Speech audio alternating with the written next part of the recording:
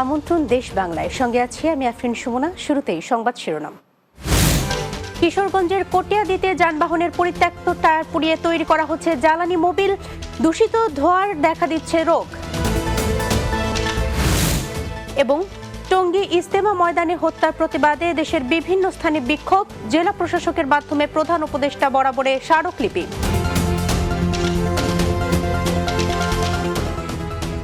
শুনছিলেন শিরোনাম, এবার বিস্তারিত। কিশোরগঞ্জের কটিয়াদীতে যানবাহনের পরিত্যক্ত টায়ার পুড়িয়ে তৈরি করা হচ্ছে জ্বালানি মোবিল। উপজেলার মুমুরদিয়া ইউনিয়নে গড়ে উঠেছে মালিকানাধীন এই কারখানা। টায়ার পোড়ানোর দূষিত ধোঁয়া আশেপাশে ছড়িয়ে দেখা দিচ্ছে রোগবালাই। হুমকির মুখে পড়ছে পরিবেশের ভারসাম্য ও জীববৈচিত্র্য। কিশোরগঞ্জের কটিয়াদী প্রতিনিধি সৈয়দ মুরসালিন দারাশিকুর প্রতিবেদন, জানাবেন সুরাইয়া সীমা।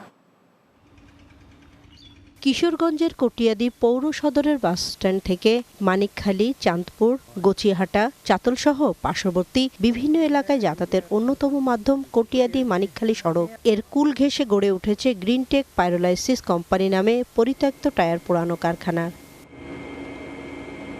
এই সড়ক দিয়ে পথচারী ছাড়াও শিক্ষার্থী এবং ঢাকাগামী যাত্রীরা আসা যাওয়া করেন মানিকখালী রেলওয়ে স্টেশনে।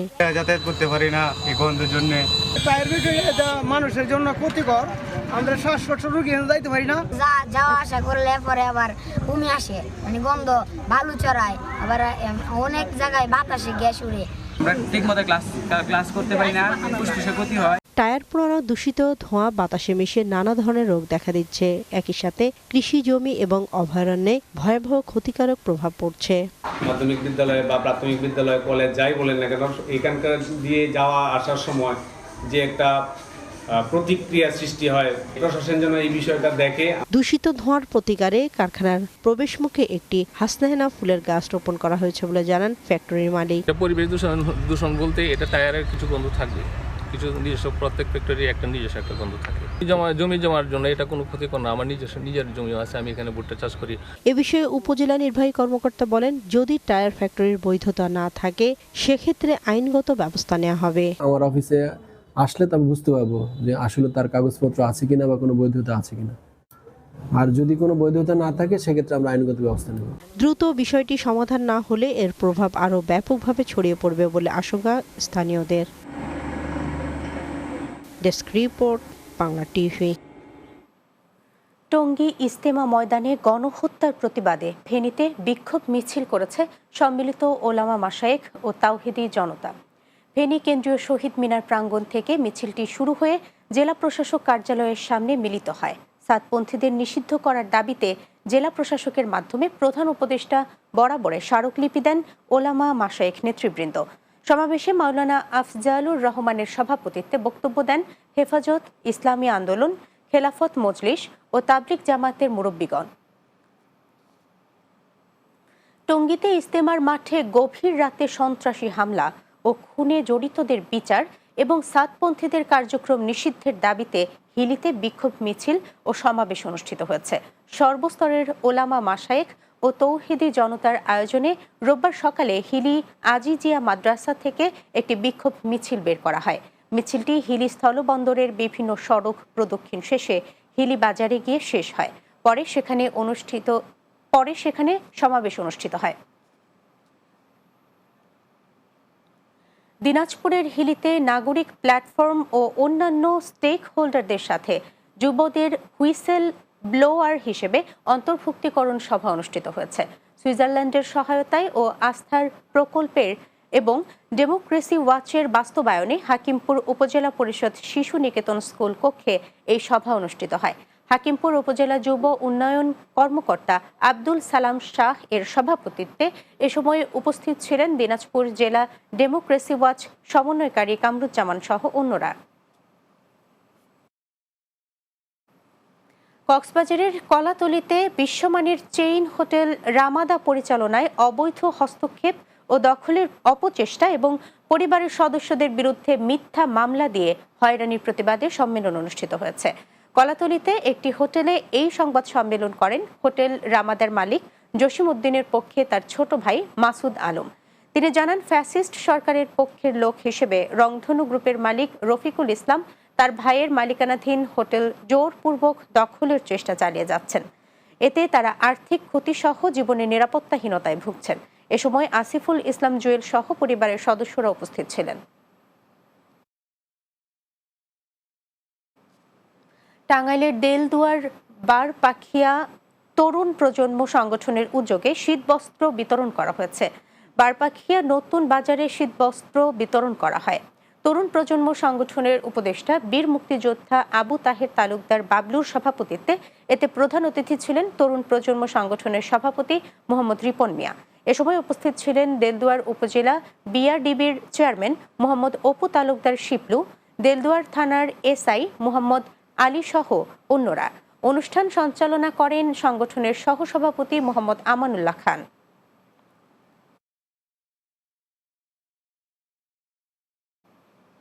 দেশ বাংলায় নিচ্ছি ছোট্ট একটা বিরতি। ফিরে আসার পর অন্যান্য সংবাদের সাথে আরো যা থাকছে। কুয়াকাটায় জেগে ওঠা চর বিজয়ে লাগানো হয়েছে ম্যানগ্রোভ প্রজাতির চারা। পর্যটকদের কাছে আরো আকর্ষণীয় করে তুলতে এই উদ্যোগ প্রশাসনের।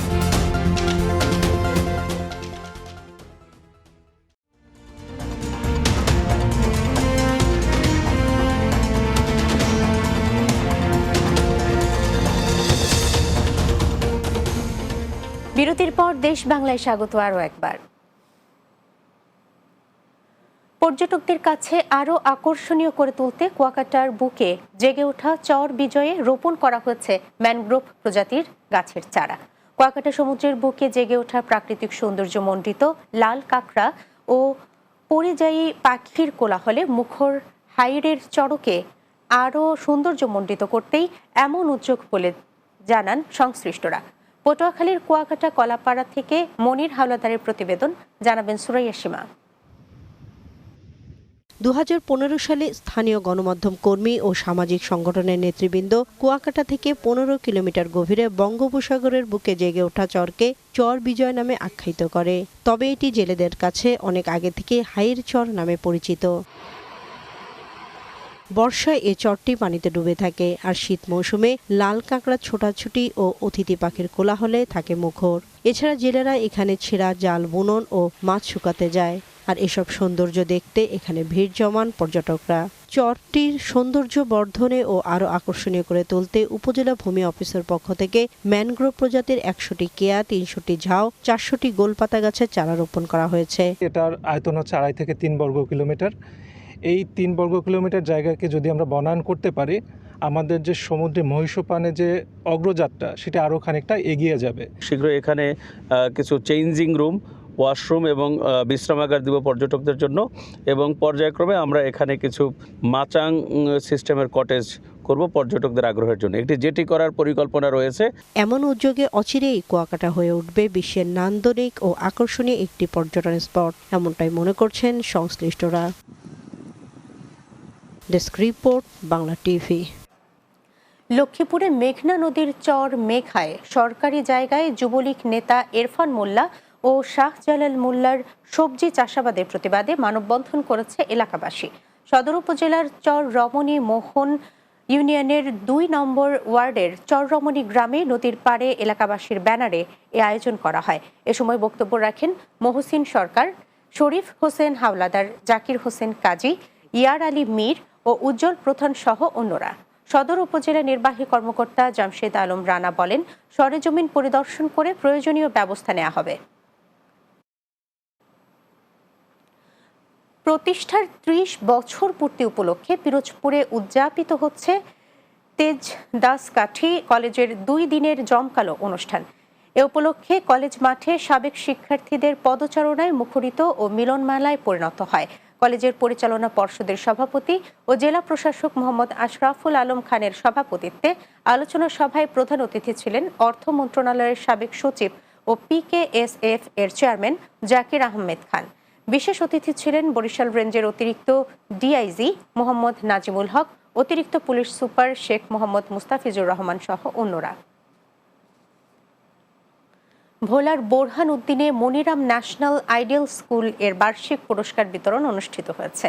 বিদ্যালয় মিলনায়তনে সাংস্কৃতিক অনুষ্ঠান ও পুরস্কার বিতরণের আয়োজন করা হয়। হাফিজ ইব্রাহিম মহাবিদ্যালয়ের অধ্যক্ষ জাকারিয়া আজমের সভাপতিত্বে। এতে প্রধান অতিথি ছিলেন টপগি ইউনিয়ন বিএনপির সভাপতি নেসার উদ্দিন বাহার মিয়া। এ সময় মনিরাম ন্যাশনাল আইডিয়াল স্কুলের প্রধান শিক্ষক শহীদুল ইসলাম সহ অন্যরাও উপস্থিত ছিলেন। গাজীপুরের কালীগঞ্জে 1.5 যুগ পর উপজেলা পৌর বিএনপি এবং অঙ্গ ও সহযোগী সংগঠনের কার্যালয় উদ্বোধন করা হয়েছে। পৌর শহরের বালিগাঁও গ্রামে বিএনপি কার্যালয়ের উদ্বোধন করেন জেলা বিএনপির সভাপতি AKM ফজলুল হক মিলন। উপজেলা বিএনপির সভাপতি হুমায়ুন কবির মাস্টারের সভাপতিত্বে এতে বক্তব্য রাখেন বিএনপি নেতা সোলাইমান আলম, খালেকুজ্জামান বাবলু, মোহাম্মদ হোসেন আরমান মাস্টার সহ অন্যরা। পটুয়াখালীর কলাপাড়ায় গুড নেইবার্স মহিলা সমবায় সমিতির ৪র্থ বার্ষিক সাধারণ সভা অনুষ্ঠিত হয়েছে। গুড নেইবার্স CDP অফিস সংলগ্ন মাঠে সভার আয়োজন করা হয়। অনুষ্ঠানে সভাপতিত্ব করেন সমিতির সভাপতি মুসাম্মদ পিয়ারা বেগম। এতে প্রধান অতিথি ছিলেন উপজেলা সমবায় অফিসার মোহাম্মদ আব্বাস আলী। এ সময় বক্তব্য রাখেন মহিপুর ইউপি সদস্য জাহিদুল ইসলাম সেলিম, মহিপুর প্রেস ক্লাব সদস্য মাইনুদ্দিন আল আতিক সহ অনেকে।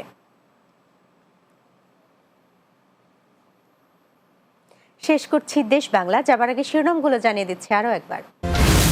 কিশোরগঞ্জের কটিয়াদীতে যানবাহনের পরিত্যক্ত টায়ার পুড়িয়ে তৈরি করা হচ্ছে জ্বালানি মোবিল, দূষিত ধোঁয়ায় দেখা দিচ্ছে রোগ।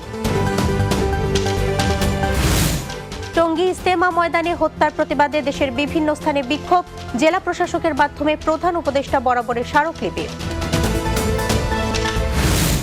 এবং কুয়াকাটায় জেগে ওঠা চর বিজয়ে লাগানো হয়েছে ম্যানগ্রোভ প্রজাতির চারা, পর্যটকদের কাছে আরও আকর্ষণীয় করে তুলতে এই উদ্যোগ প্রশাসনের।